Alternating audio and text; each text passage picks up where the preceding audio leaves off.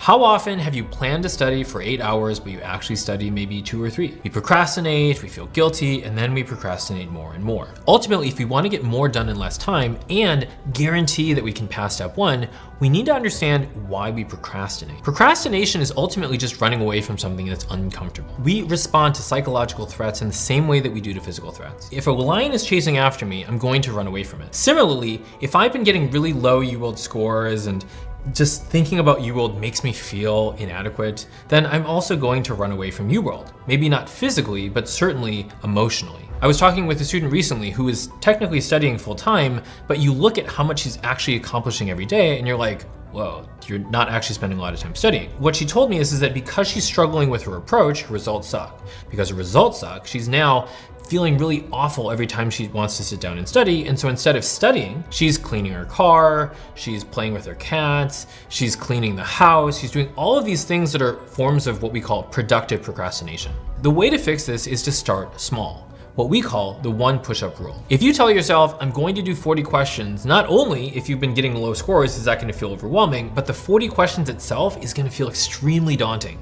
As a consequence, you're going to want to procrastinate. Instead, if you tell yourself, okay, I'm just going to do 1 question, that feels a lot more doable. You're actually going to start to do it. Remember, the hardest part is starting. If I want to do 100 push-ups, I shouldn't think I'm going to do 100 push-ups. Instead, I'll just tell myself, I'm going to do 1 push-up. And then oftentimes I will find that I will not stop at 1 push-up and I'll just keep going. The same thing is true with doing more questions, doing more Anki cards, doing more, pages of first aid, whatever it is that you want to accomplish. The next step is that you want to track what you do.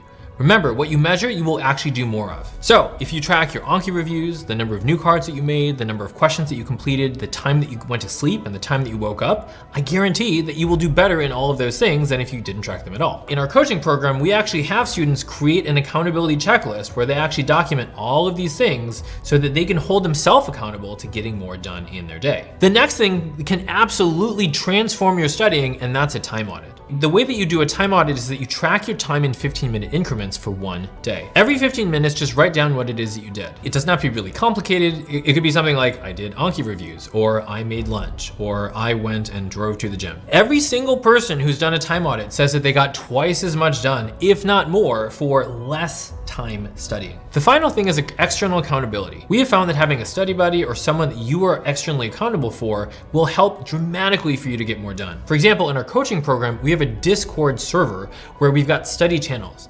In those study channels, people will actually share their screen while they're studying. It feels a little weird, honestly, and a little uncomfortable, but I also know that when I am sharing my screen, I am much less likely to watch Netflix and I'm a lot less likely to check my email because I know that someone is there. It's the exact same effect as when you're in the library and there's everyone else that's studying around you and everyone can see what's on your laptop. You are much more likely to actually sit down and get more work done. If you're a medical student or a doctor preparing for either the USMLEs or COMLEX or one of your medical board exams, then be sure to sign up for our free 14-step program where we'll walk you through the most efficient ways for you to improve your score in a short period of time. And if you're interested in getting there faster, be sure to book a free call with our team where we'll break down what it is that's holding you back and, if it makes sense, explain how it is that we can help you to get there more efficiently.